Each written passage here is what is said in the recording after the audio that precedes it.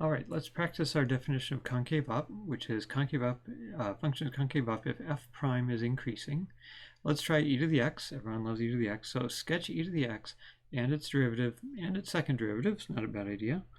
So go ahead and sketch it. Hopefully you got something like that for its first derivative. And f prime looks like that. And f double prime. I'm doing second derivatives in pencil here. So what can we say is e to the x concave up? It doesn't look like the parabola kind of thing we started with before. This was f. So using our book's definition, f prime, is that increasing? Yes.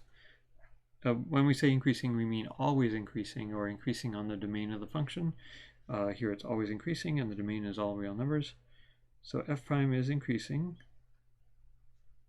So f is concave up.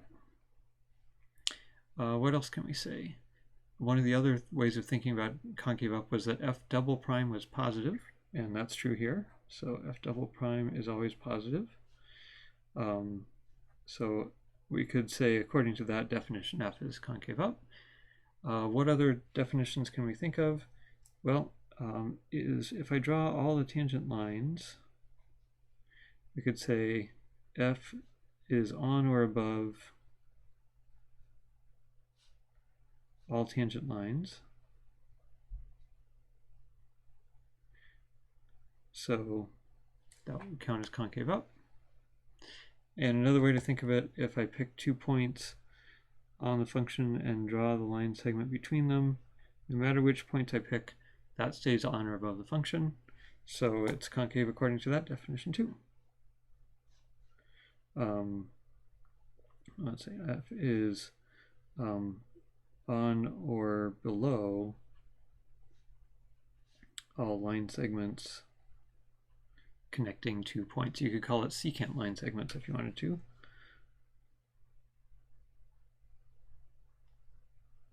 So I'll just say connecting 2 points on the function. Okay, so e to the x is concave up according to all these definitions. It is a very nice function. Even though it doesn't look like the parabola that we originally drew for the meaning of concave up. So then the next question is, what about some other function? Let's try e to the negative x. So go ahead and sketch e to the negative x, both its original, its derivative, and its second derivative. And think about how these definitions apply or don't apply to e to the negative x. Okay, pause the video and do that. Welcome back from pausing. All right, e to the negative x looks like that. What does its first derivative look like? I actually kind of drew the axes wrong here. It's negative e to the negative x. So it always has a negative slope. This is f prime negative e to the negative x. And then its second derivative is negative e to the negative x. So it looks like that again. It's just e to the negative x again. This was f. So how does it compare to all these definitions?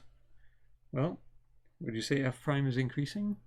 Yeah, f prime is increasing from left to right. Even though it's negative, it still counts as increasing. So we can say f prime is increasing. So f is concave up.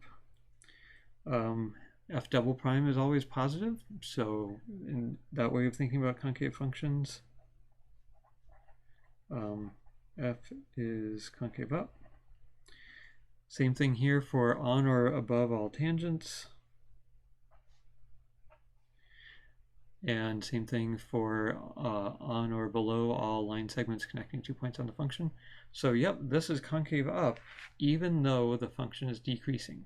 That's kind of weird, huh? It doesn't have an up feel to it as you go left to right because the function is decreasing, but it still counts as concave up because it meets our book's main definition and all these other ways of thinking about concave up. So e to the negative x is concave up even though f is decreasing. A lot of people get a little confused about decreasing functions. Can they be concave up? Yes, they can. Here's a big example. Someone in one of my classes once asked me, how about e to the negative x minus something? I think they used 1.5. Well, what does that look like? It does something like this.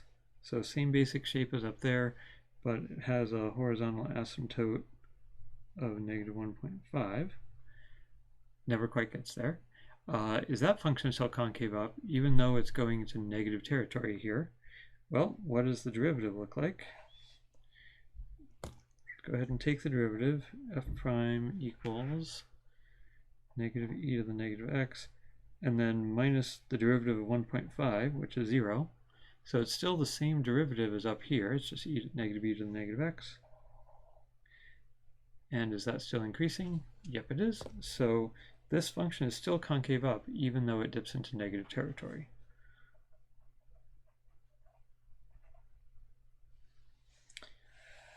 All right, let's talk about another interesting function. How about 1 minus e to the minus x? We usually only really care about that from 0 onward, but we can draw it a little bit back from 0. That has a horizontal asymptote at 1. What do you think about that function? Intuitively, how would you describe it? It's got that concave down parabola feeling, even though it never comes back down. So I would say this is concave down, but increasing, which sounds contradictory. A down here, but an increasing, but that's really true. What if you take the derivative of it? That's not a bad idea. What do you get? Well, it always has positive slope. F prime would be 0 minus e to the minus x, or just e to the minus x. So you get something like this. And that function is what? Decreasing, which means that the original function is concave down. So f prime is decreasing. So the original function f is concave down. All right. And then how about another fun function? How about x cubed? Looks like this, right? What can we say about that? Concave up, concave down. Well, what does f prime look like? It's 3x squared. Or f double prime, what does that look like? That would be 3 times 2 times x,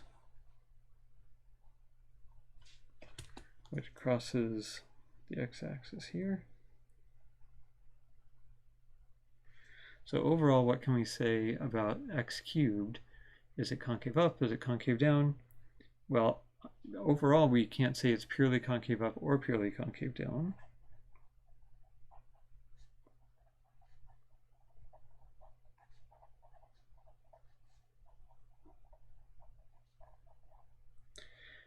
We could say it's concave up for x bigger than 0 because that's where the derivative is increasing. So that's our x-axis. The fact that the derivative is positive there doesn't actually matter. It's just that the derivative is increasing. So we could say x cubed is concave up for x bigger than 0, and x cubed is concave down for x less than 0. So there's plenty of functions out there that aren't purely concave up or purely concave down, and you can talk about their behavior on some particular interval.